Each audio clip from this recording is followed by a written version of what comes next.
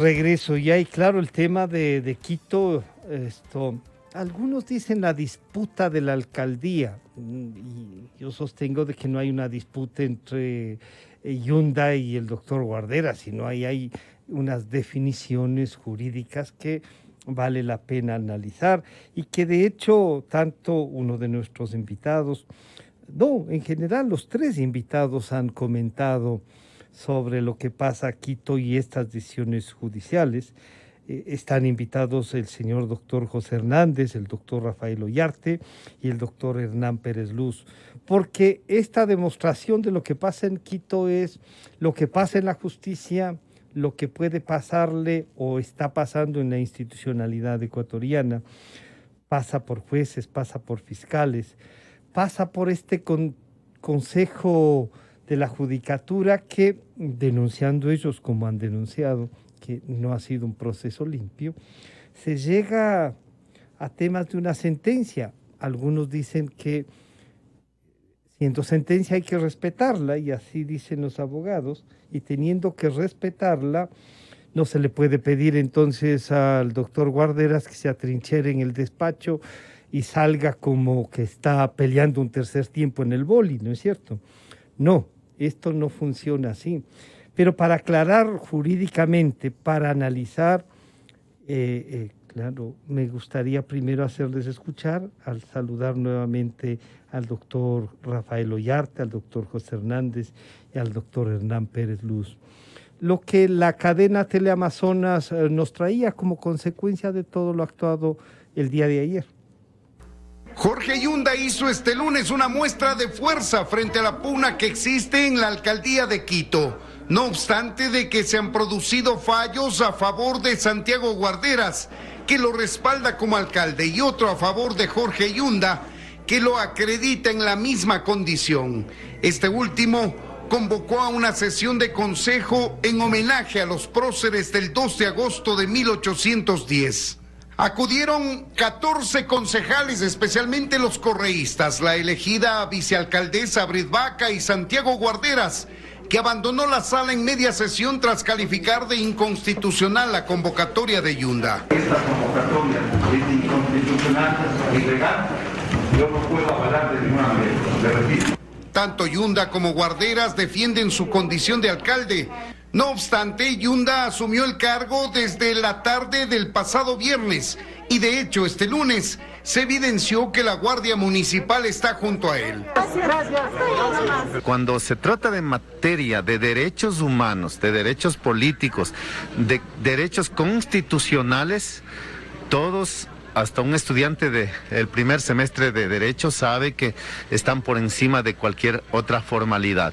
Y lo que estamos haciendo es acatando esa disposición. Santiago Guardera responsabiliza a la jueza de primer nivel María Belén Domínguez por haber dado paso a una acción de protección direccionada e ilegal, según dijo, y a 2 de los 3 jueces del Tribunal de la Corte de Justicia de Pichincha por haber resuelto algo no consultado y en base a un pronunciamiento irregular de la jueza Domínguez. Y por eso, por todas estas irregularidades y triquiñuelas de estos jueces, es que Quito sigue en la inactividad.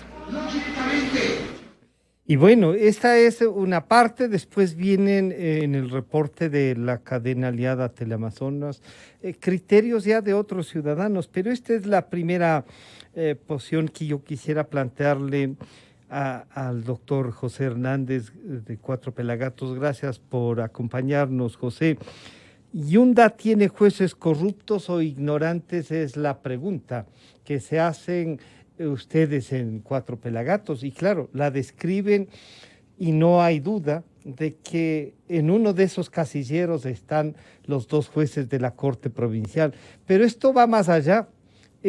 Está ahí la demostración de la metida de mano en la justicia. José, bienvenido, buenos días. Buenos días, Francisco, también a toda la audiencia de Radio Democracia. Buenos días a Hernán, buenos días a Rafael, y gracias por la invitación, Francisco. Bueno, el dilema de si los jueces, y ahí estamos hablando ya de 4, ¿no es cierto? los dos de antes y los dos de la Corte Provincial de Pichincha ahora, si son corruptos o ignorantes, pues es una pregunta que cabe porque básicamente estoy entre dos eminentes abogados, ¿no?, que saben muchísimo de derecho, por supuesto, entonces, pero lo digo solo para la audiencia, porque ellos sí lo saben y lo manejan muchísimo mejor.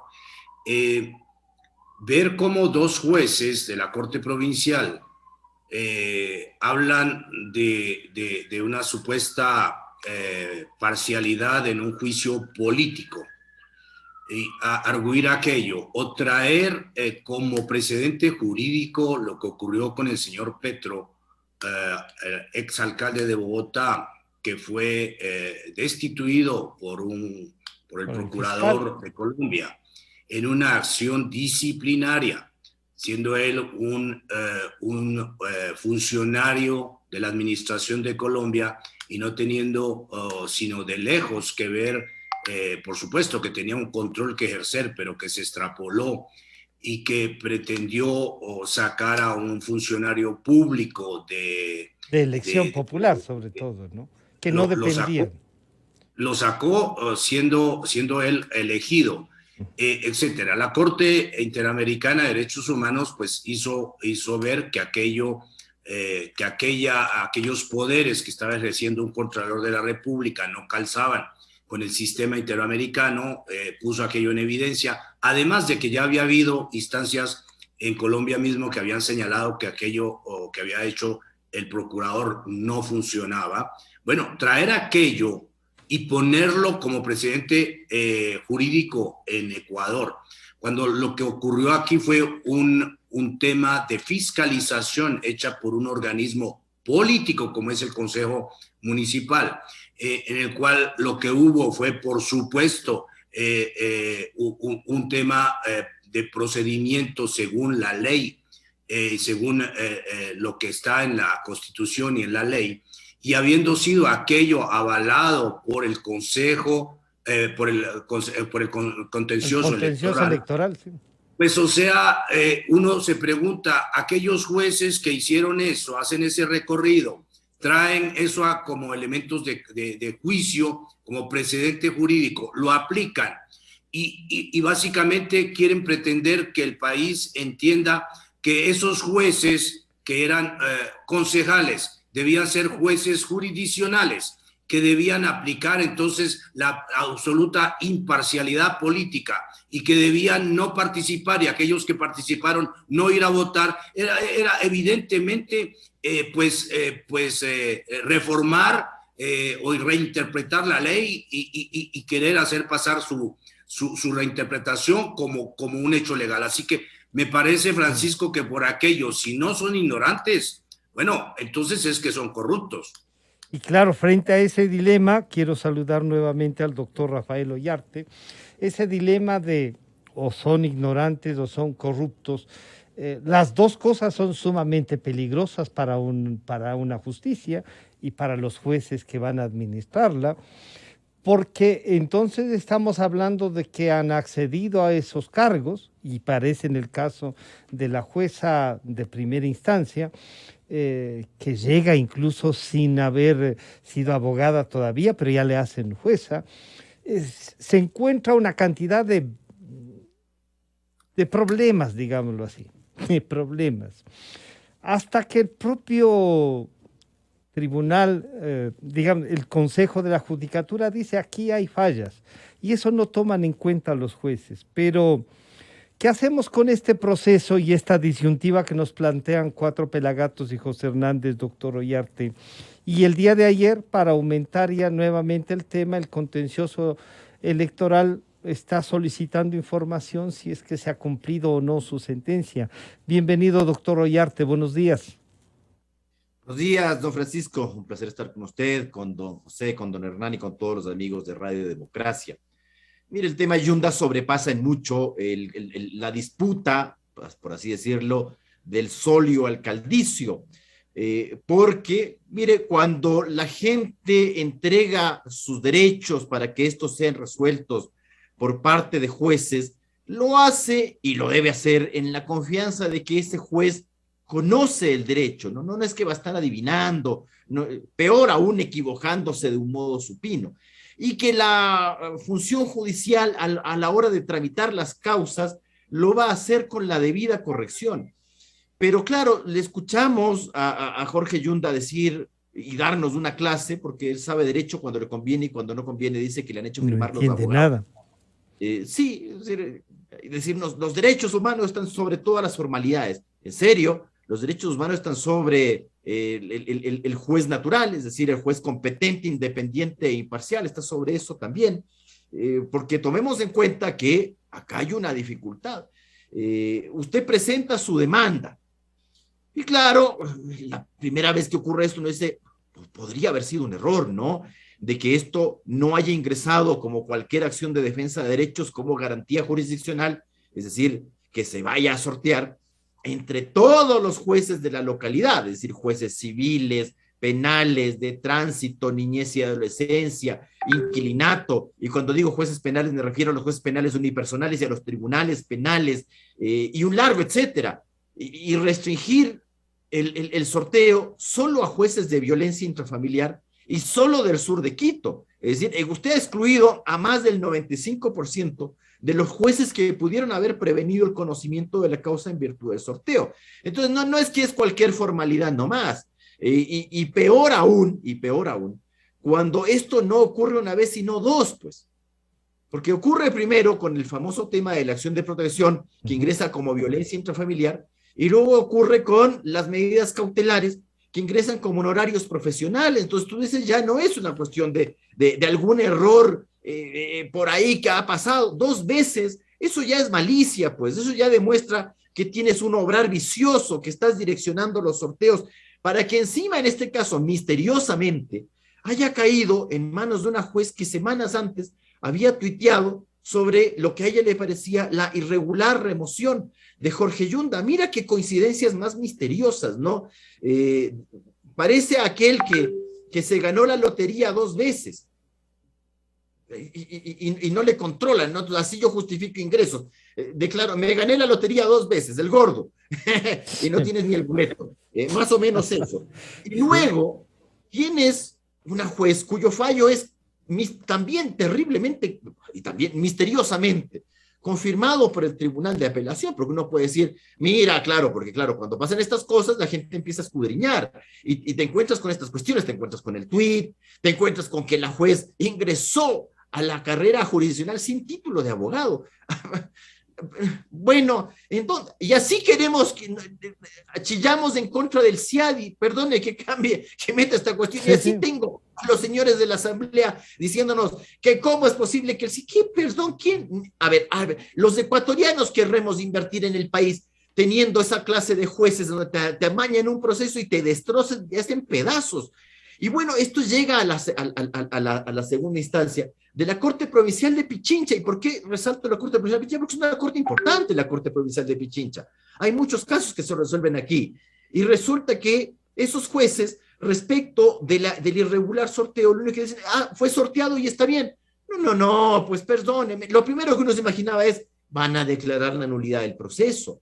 A ver, yo no sé si cualquier abogado arriesgaría su causa que es presentado, usted le envía al asistente o lo que sea, vaya, presente la demanda y usted recibe el acta de sorteo y su demanda de protección le sale sorteado, no sé, inquilinato. Perdón, ¿qué hace uno cuando este tema llega al juez? Le previene, pues le dice, vea, está mal sorteado, anule y devuelva a la oficina de sorteos, porque ¿de qué te sirve un fallo nulo? O sea, ¿de qué te sirve ganar un caso para que luego te lo anulen? Es decir, también hay una actuación, no solo de buena fe por buena gente por parte de los abogados, sino por defender los derechos de tu cliente. Es decir, tú te das cuenta de eso y tú pides la nulidad precisamente porque no quieres afectar los derechos de tu cliente. ¿De qué te sirve ganar un caso mal? Pero bueno, aquí hay gente que parece que le conviene ganar un caso mal. Y luego llega a la Corte Provincial y hace una segunda gracia. ¿Cuál es la segunda gracia que hacen estos 2 individuos de la Corte Provincial? Extienden su decisión. Le dan lo que no pidió. Y, a ver, y alguien dirá, pero bueno, pero es que estamos en derechos humanos, porque aquí a guisa de derechos humanos hago la que se me canta, ¿no? Entonces yo digo derechos humanos y puedo destrozarle al contrario. Mire, La ley de garantías, que no la hice yo, en la cual intervinieron algunos amigos de los derechos humanos, expresamente indica en su artículo 14 que en la audiencia de protección o en la audiencia de garantía, el demandado debe contestar exclusivamente los argumentos de la demanda. Si usted no puede contestar nada más de lo que le están demandando, norma expresa, no la he hecho yo. Es el artículo 14 de la Ley de Garantías. Entonces, si usted impugna el informe de la comisión, a la hora de demanda a los miembros de la comisión, que no son todos los miembros del consejo, que también es una cosa importante. Entonces, cuando usted contesta esa demanda, solo se puede referir a lo que le están demandando, informe de la comisión de mesa. Y si usted se pronuncia como juez sobre un acto no impugnado, ha impedido el derecho a la defensa. En este caso, de quien solo pudo contestar los fundamentos de la demanda. Y en segundo lugar, o en tercer lugar, perdón, cuando usted deja sin efecto el acto de remoción, no decidido por la comisión de mesa, sino por el Consejo Metropolitano, ¿a qué hora le escuchó? Pues a los que produjeron ese acto. Uno no defiende derechos humanos violando derechos humanos, no es así. Antes lo decía esto muy claramente el Tribunal Constitucional. Yo creo que la Corte actual debería volver por ese camino, por ese sendero, decirte, hay que tener cuidado, es decir, los derechos no son solo del demandante, también son del demandado. El del demandado también tiene derecho a contradecir, a controvertir, a contestar, a presentar argumentos y no imposibilitarle y amarrarlo. Y además generando todo un problemón, porque le escucho ahí a un buen amigo que fue juez alguna vez y me sorprende mucho leerle lo que dice, con el fallo de la Corte Provincial se ha derrumbado el fallo del Tribunal Electoral. Perdón, pues coger la Constitución un ratito no cuesta mucho y ver los fallos del Tribunal Contencioso Electoral son de última y definitiva instancia. Y el único modo que usted tiene de atacar un fallo del Tribunal Contencioso Electoral es a través de la acción extraordinaria de protección. Es decir, yo no puedo incurrir en fraude a la ley, porque hago eso, en fraude a la ley. Como el fallo del Tribunal Contencioso Electoral me es adverso, y si me voy a la extraordinaria, la Corte no es que me va a fallar esto en 2 minutos, entonces me busco unos jueces venales por aquí y le hago derrumbar el fallo del Tribunal Electoral, claro, no a través de la extraordinaria, sino a través de una acción de protección. Vea, entonces estamos promoviendo aquí la irregularidad, ya sabe. Cuando pierda una causa laboral, pierda una causa laboral, presente luego la acción extraordinaria. Claro, ahí está la esencia de la inseguridad jurídica de la que hablan en general todos. Pero o esto es una viveza criolla que le han enseñado al doctor Yunda, le han hecho firmar sus abogados, o acá hay una estructura de poder que viene desde el Consejo de la Judicatura, que no se ha aclarado bien esa relación con el propio doctor Yunda, y que desaparecen las filmaciones de la denuncia presentada por una de las funcionarias que dice que le han falsificado la firma, que ella no estaba, todo ese contexto. A saludar nuevamente al señor doctor Hernán Pérez Luz. Lo que nos ha dicho... La pregunta que se hace José Hernández, ¿tiene jueces corruptos o ignorantes? Y lo que nos acaba de narrar el doctor Ollarte, que usted le ha escuchado, nos está diciendo no son jueces, no dice no son corruptos, ignorantes tampoco. O sea, ¿son las dos cosas al mismo tiempo o este es el resultado de una justicia manipulada, con jueces y fiscales que lo que no han tenido es trabajo? Doctor Pérez, bienvenido, buenos días. Gracias por la invitación. Un saludo a José y a Rafael y a toda la audiencia de este programa tan importante. Miren, básicamente yo lo que veo aquí es la confirmación de una estructura judicial que ha sido realmente corrompida por 12 años de una dictadura como la de Correa y que se asienta en varios elementos. Uno de ellos lo acaba de decir el propio señor Yunda y que de alguna manera lo glosa Rafael. Hay un problema ideológico aquí. El problema ideológico consiste en la afirmación muy común, le quiero decir, muy común, de que en materia de derechos, las formalidades, la ley, en otras palabras, la ley no tiene realmente valor. Y que por encima de la ley y de las formalidades, que son las que nos dan cierta seguridad o certeza sobre las consecuencias futuras de nuestros actos, está por encima un discurso genérico, abstracto. No le quiero de alguna manera decir que es de alguna manera negativo, pero que es el manejo del discurso constitucional. Entonces, cada cosa, cada disputa, por lo más elemental que pueda ser en el Ecuador, ya se ha instalado una cultura que deriva en un problema constitucional. Un juicio de divorcio, un juicio de inquilinato, una discrepancia laboral, fácilmente deriva en un tema constitucional, donde la ley y la Constitución, en aras a proteger los derechos humanos, ha establecido mecanismos mucho más veloces, mucho más duros, ¿verdad?, para esa protección. Lo que sucede es que se ha abierto la puerta. Es una puerta enorme, una puerta peligrosísima. Y lo que ha sucedido en el caso Yunda ya viene sucediendo, Francisco, en el Ecuador desde hace años. En otros casos, quizás de menor cuantía, quizás de menor trascendencia pública.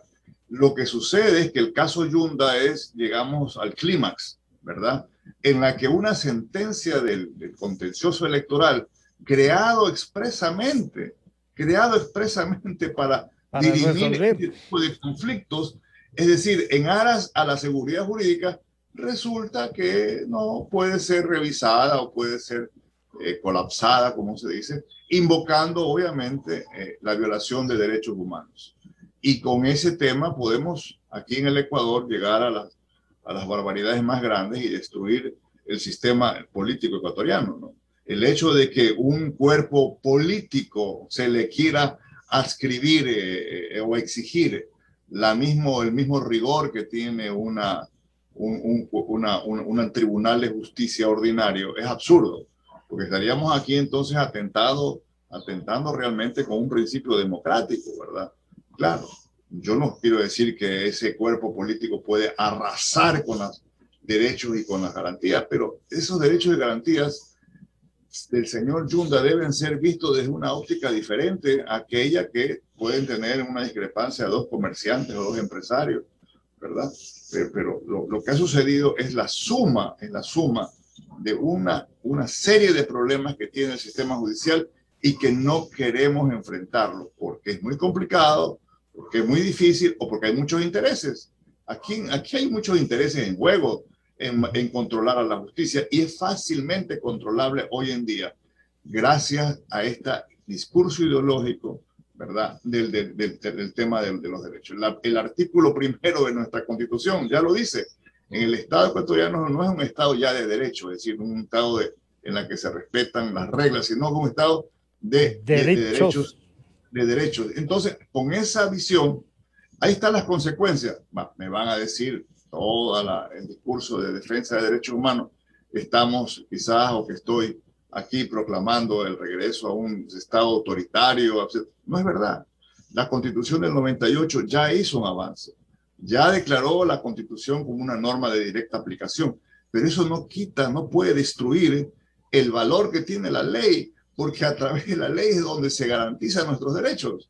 La ley es una manera, el mejor cauce, ¿verdad?, jurídico, político, para establecer y defendernos. Pero si esa ley ahora es rebasada, despreciada, debilitada, porque simplemente a un juez se le ocurre decir que por encima de la ley o de las formalidades está el derecho constitucional y que esos derechos vagamente expresados son más importantes. Aquí hay un problema de fondo mucho más grave que está carcomiendo, ¿verdad?, los esfuerzos de los ecuatorianos de salir adelante luego de una larga y complicada dictadura que hemos tenido.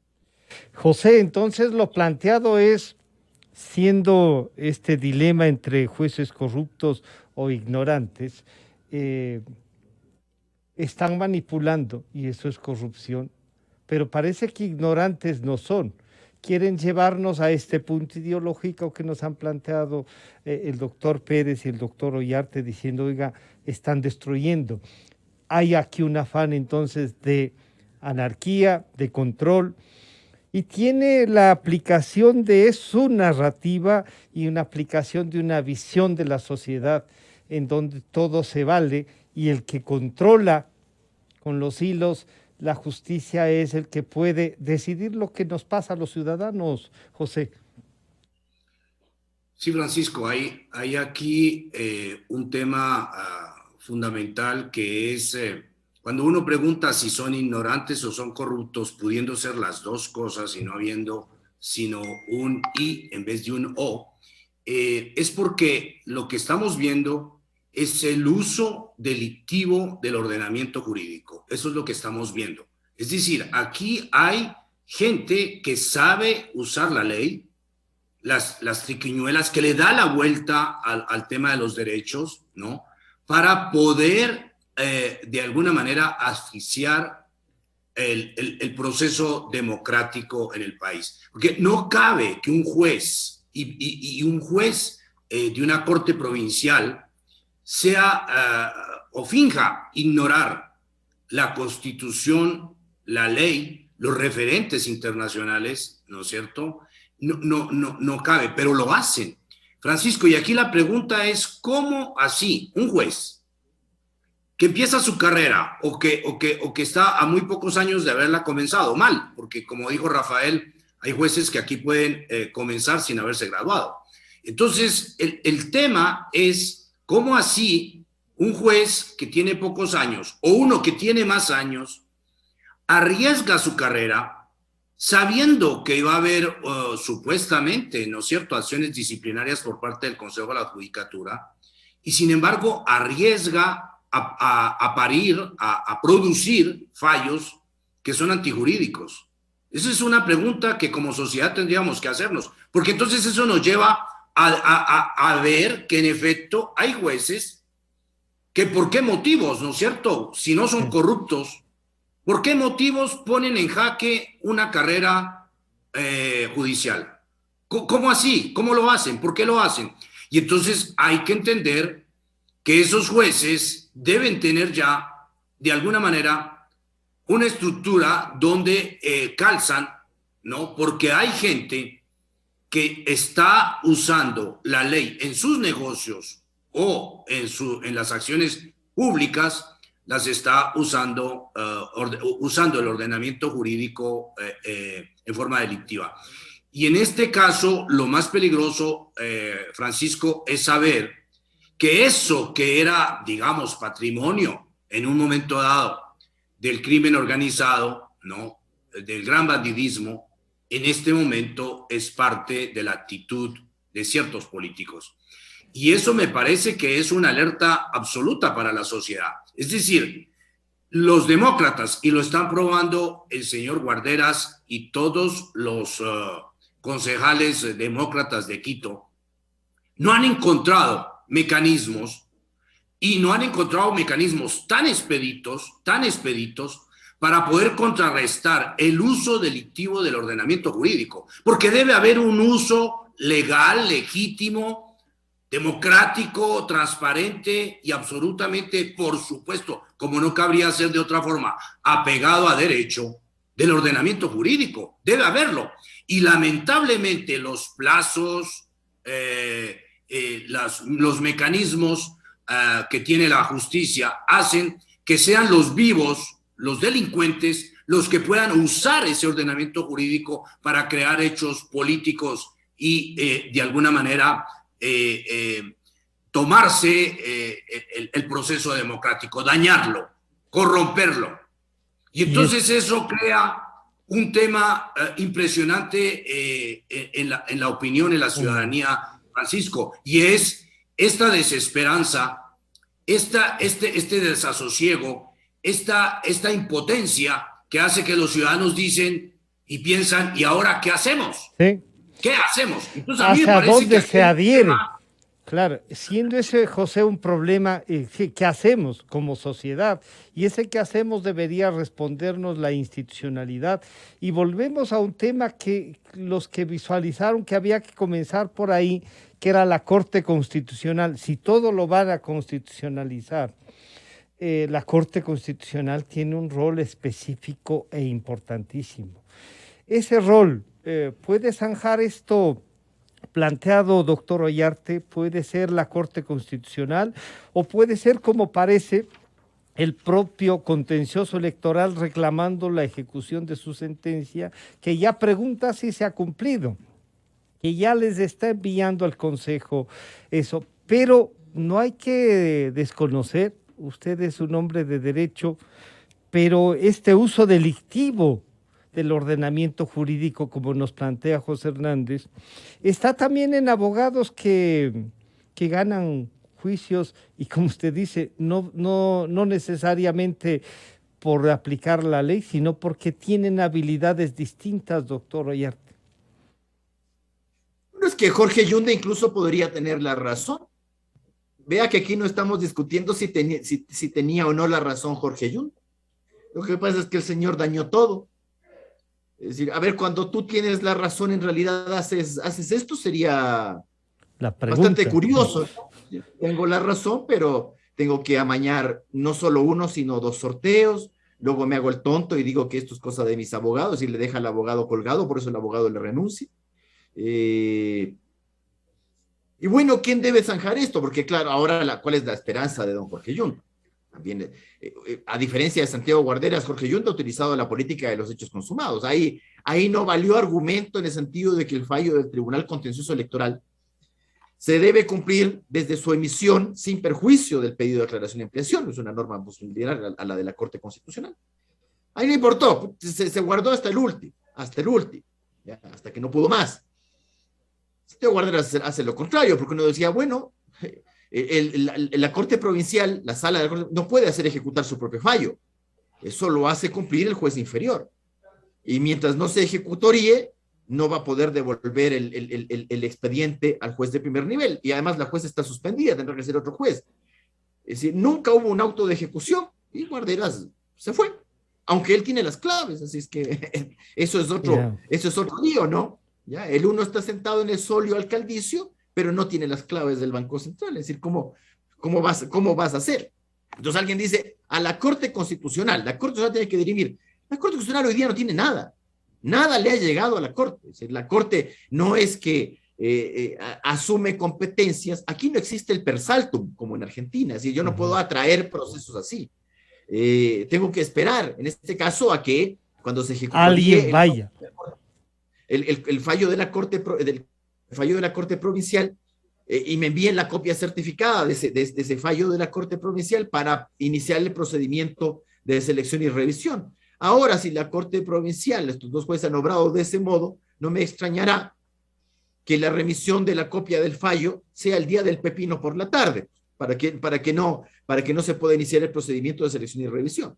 Y en tratándose de una acción extraordinaria de protección, bueno, hay 20 días hábiles para proponerla, y aunque la propongas rápidamente, ¿cuándo también te enviarán el proceso de la Constitucional? Porque la Corte Constitucional en esto, también hay que decirlo, ha colaborado para que se hagan cosas extrañas.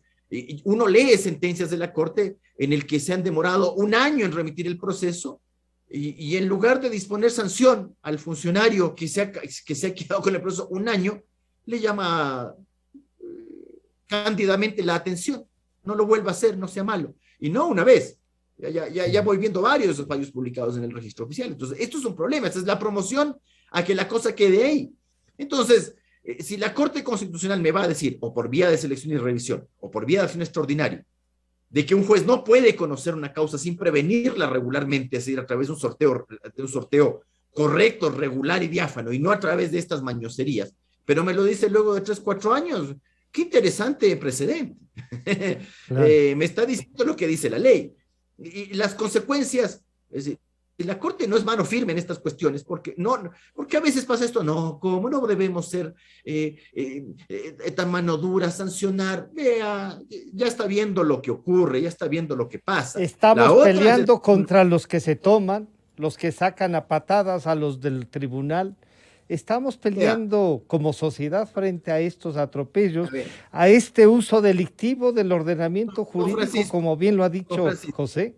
A ver, don Francisco, cuando usted no es mano firme en estas cosas, en estas cuestiones irregulares, las promueve. Perdone que sea y que lo diga sin ambajes.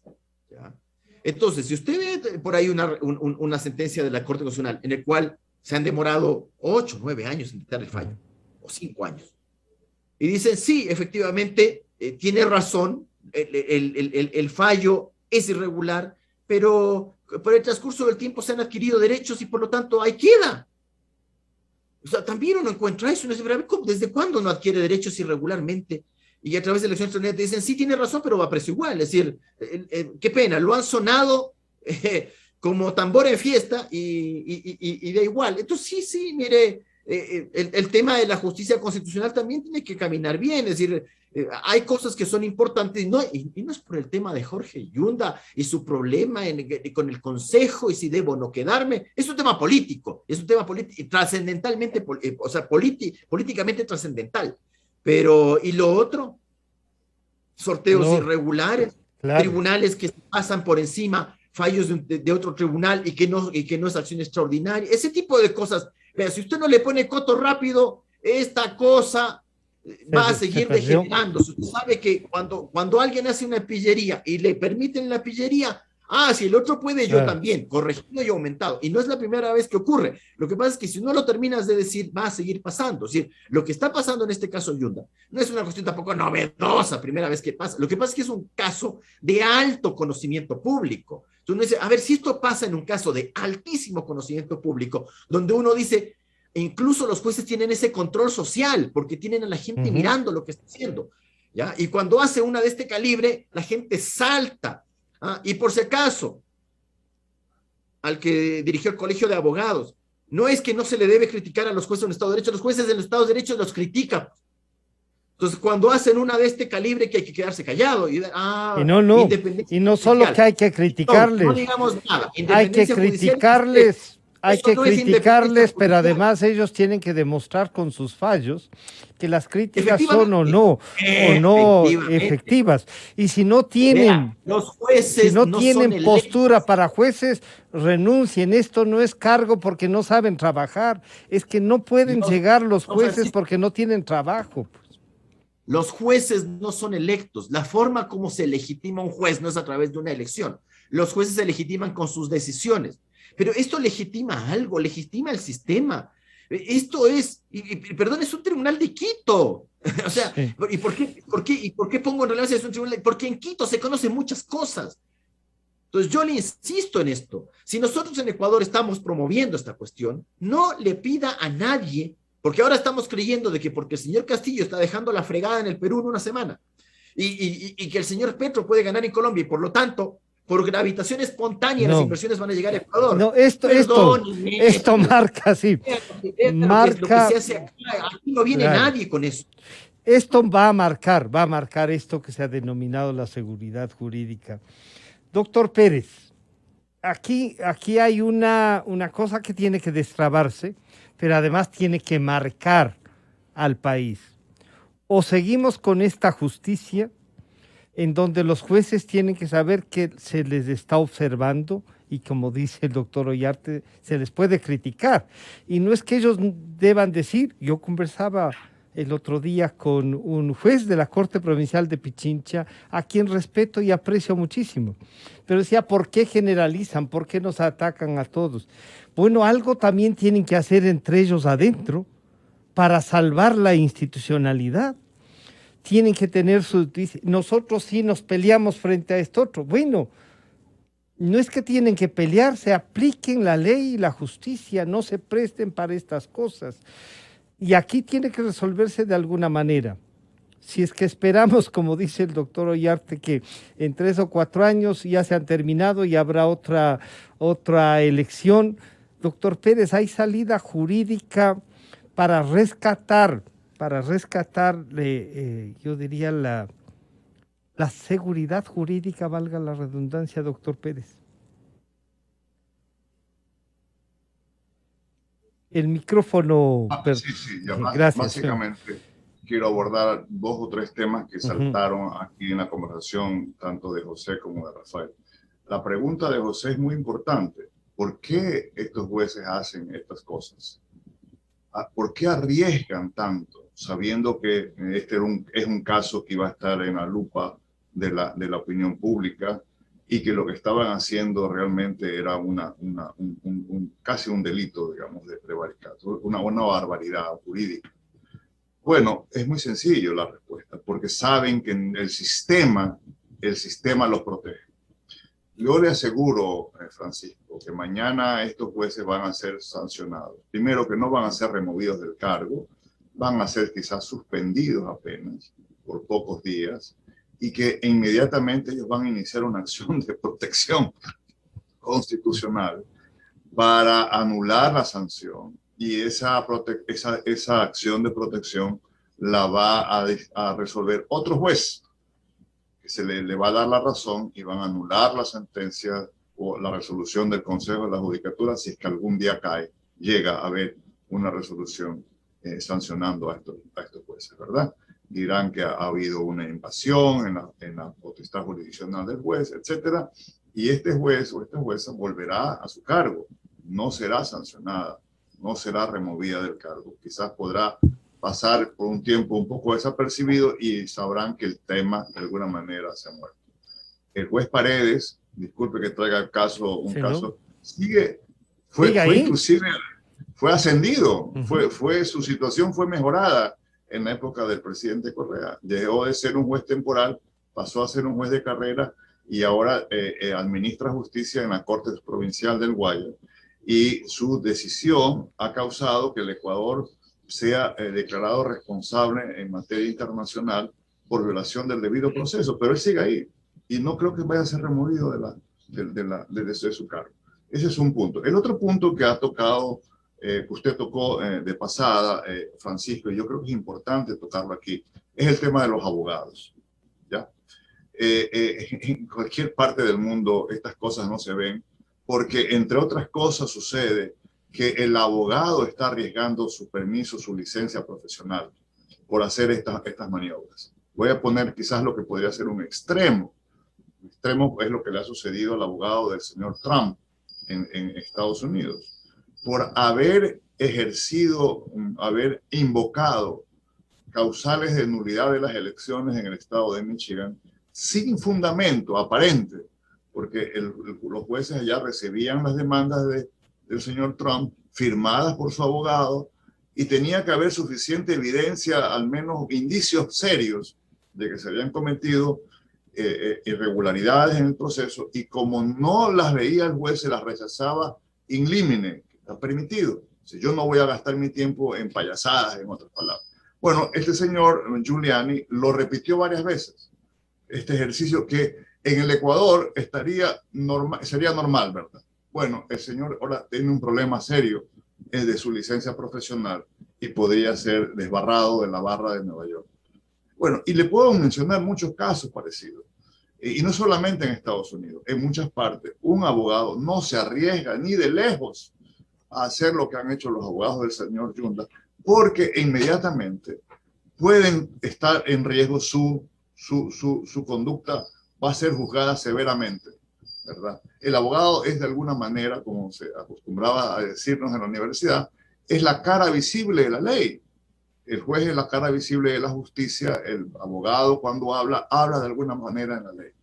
Y ahí tiene que haber un respeto al Tribunal de Justicia y no ir con triquiñuelas, digamos, a engañar al juez o a autoengañarse ambos de una manera colusión entre ambos, coludidamente amarrar un resultado. Eso está prohibido, pero en el Ecuador no lo está prohibido. Aquí se acostumbra, Francisco, los abogados, y lastimosamente pues tengo que hablarlo, abiertamente participan en la comisión de delitos a sus clientes, los ayudan, les asesoran cómo cometer fraude tributario, cómo cometer fraude cómo cometer un peculado de una manera elegante, que sea difícil, digo, de alguna manera. ¿Por qué? Porque ahí tenemos la idea, volvemos a esta filosofía del derecho, tenemos la idea de que los abogados tenemos que defender a nuestros clientes de cualquier forma. No es verdad, eso no es verdad. Los abogados tenemos un límite ético y profesional, pero como no tenemos un efecto, ¿verdad? Simplemente es un asunto ético, moral. Bueno, ya dirá el señor, los abogados, los periodistas nos criticarán, pero eso deja pasar. El señor Paredes hubiera perdido su licencia de abogado hace tiempo en otra parte del mundo. Acá no sucede eso, y la jueza esta que ha cogido este caso tampoco lo pone en riesgo su Domínguez y Soto están suspendidos, pero usted encuentra una salida, doctor Pérez, sí, vía corte, vía el contencioso electoral. ¿Cuál Yo creo que la llave la tiene el contencioso electoral. Yo creo que si el contencioso electoral de alguna manera debe asumir un rol mucho más, creo que ya ya nos está anunciando cuál va a ser su que va a ser. Porque de lo contrario, Francisco, está arriesgando ya ahora la institución del contencioso electoral. Mañana va a ser muy fácil, entonces, simplemente ir a donde el juez o algún juez en el sur de Quito o en el norte de Guayaquil, que sección, pues, y presentar una demanda de carácter constitucional y simplemente eliminar o desbaratar la decisión del contencioso electoral. El contencioso electoral se la está jugando hoy día. Se la está jugando. Está jugando su futuro como institución, más allá, como bien ha dicho Rafael, del tema del señor Yunda. Aquí hay otros temas mucho más importantes en juego. Les planteo entonces a los tres. Hay gente que dice, les vamos a pedir, como que fuera una disputa entre Yunda y Guarderas, les vamos a pedir que los dos, o sea, aquí hay que darle la razón a alguien. No, aquí hay que aplicar la ley. ¿Tenemos o no tenemos ordenamiento jurídico? Entonces, José, la salida, dice el señor doctor Pérez y el doctor Ollarte, han visualizado las dos posibilidades que les planteábamos y que el contencioso puede salir por sus fueros a defender la institución.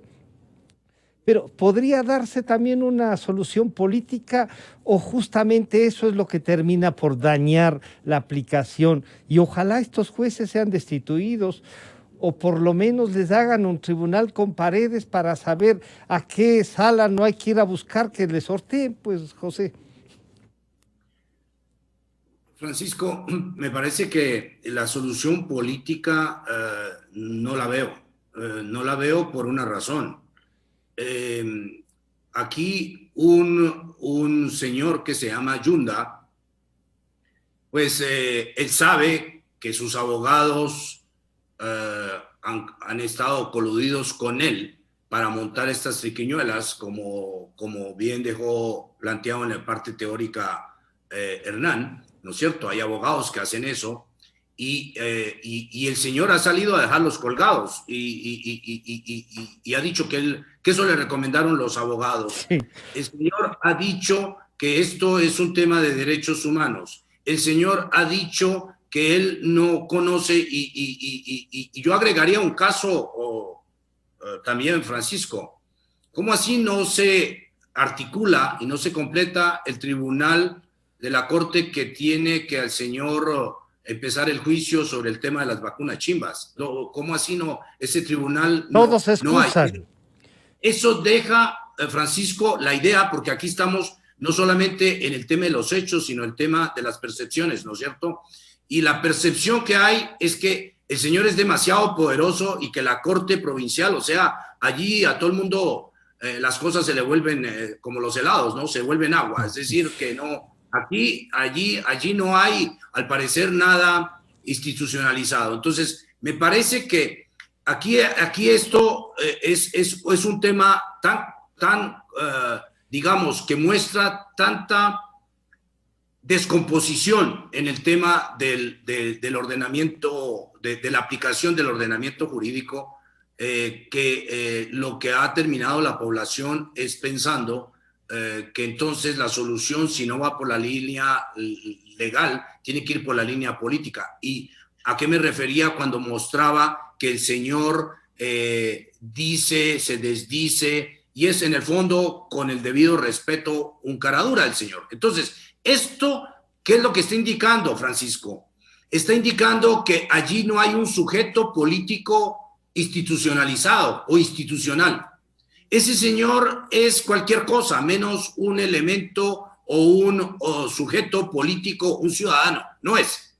Ese señor ha probado que es capaz de hacer cualquier cosa, de decir cualquier cosa, es capaz de negar a su hijo, es capaz de cualquier cosa. Entonces, no hay un sujeto político allí, porque si hubiese un sujeto político, Francisco, ese señor hace tiempo, Francisco, tiempo se hubiera ido, hubiera dado un paso al costado, por simple vergüenza.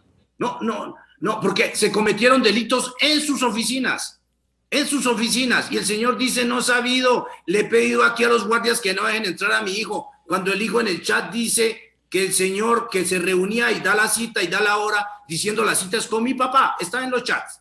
Bueno, entonces no hay decisión política, y lo que podemos pensar, Francisco, es que aquí alguien, ese ordenamiento jurídico, que es lo que a mí más me preocupa, el ordenamiento jurídico lo voy a poner como en un western, sabiendo que la vida no es un western, pero lo voy a poner así, Francisco. El ordenamiento jurídico para los buenos da la impresión que no funciona, y que no funciona en forma tan expedita como sí funciona para los malos. Entonces aquí hay un problema, y es que si las instituciones, como en efecto el Tribunal Contencioso Electoral, que absolvió una consulta y que dio razón al Consejo Municipal, no hizo nada y no ha hecho nada hasta ahora, y hasta ahora solo se está movilizando para hacer cumplir no sería su fallo, pero sí su resolución. Bueno, estamos hablando de que entonces hay gente aquí que procede en derecho y que después no sabe si lo que dijo se cumple, no se cumple, tiene valor, no tiene valor, cambia las cosas, se aplica o no se aplica. Entonces me parece, Francisco, que decisión política le faltó al Consejo Municipal empujar a las instituciones a cumplir con su cometido para que la calle no reemplace a la ley, pero también le ha faltado a la institucionalidad mecanismos y a ciertas instituciones condolerse de lo que tienen que hacer para que los malos, ¿no es cierto?, no se ganen la película. Sí, doctor Ollarte, Talía Flores decía, o dice en primicias, Quito víctima de una justicia corrompida, de políticos que la van amañando. Parece haber llegado al límite, dice ella también, reflexiona.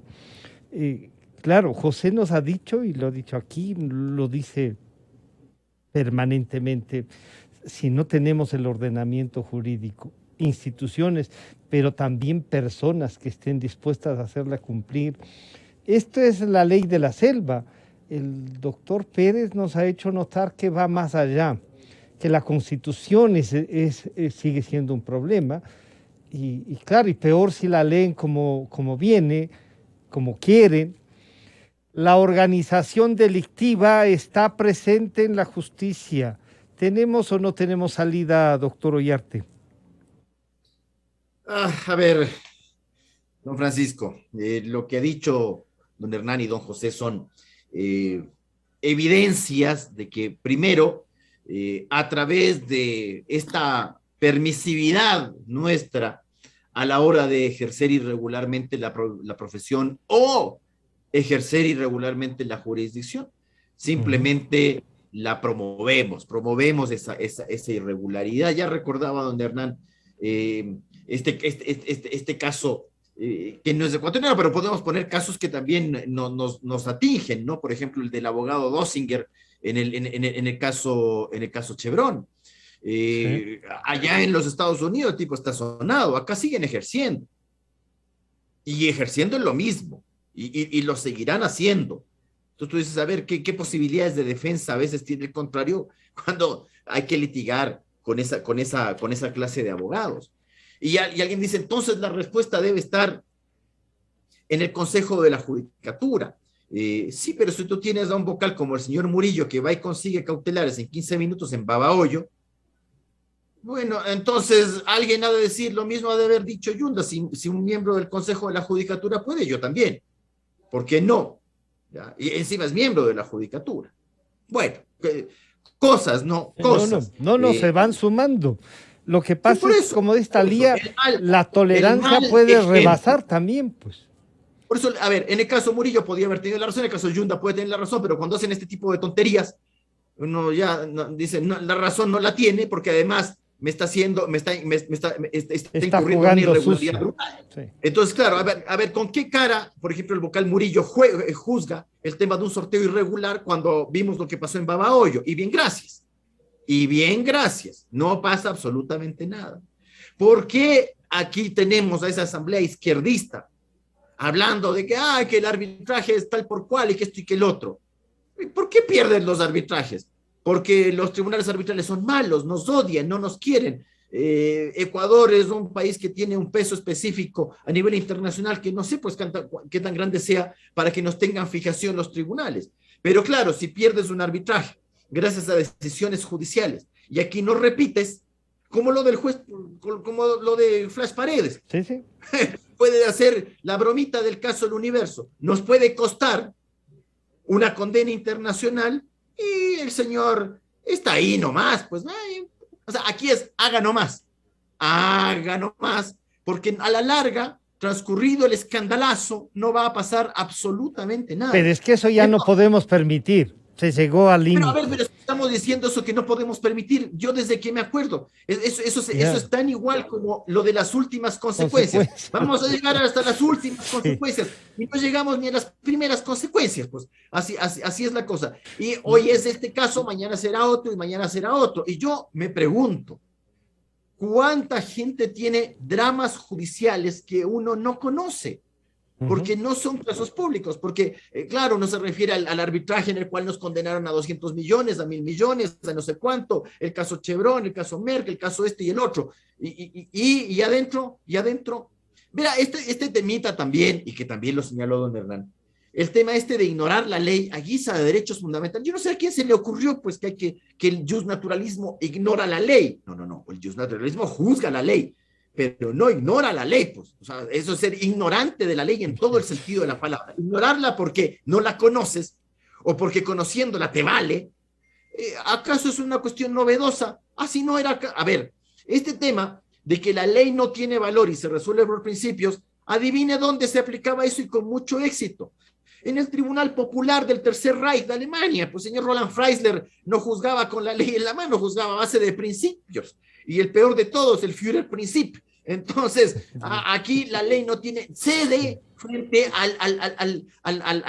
la idea de derecho de la comunidad popular. En el fondo sí son, es que en el fondo son fascistas, porque les gusta controlar eso. Pero además de eso, Rafael, salida usted encuentra en el contencioso electoral. Sí, salida. Si hay salida y la pero salida además, ¿cómo juzgarles a estos jueces? No se puede quedar, ¿no? Lo que pasa es que depende siempre de la voluntad de... A ver, el tema de Juan Paredes, ¿acaso no tenía salida? Claro que tenía salida, pues. ¿Y cuál fue la salida? Que el señor está feliz.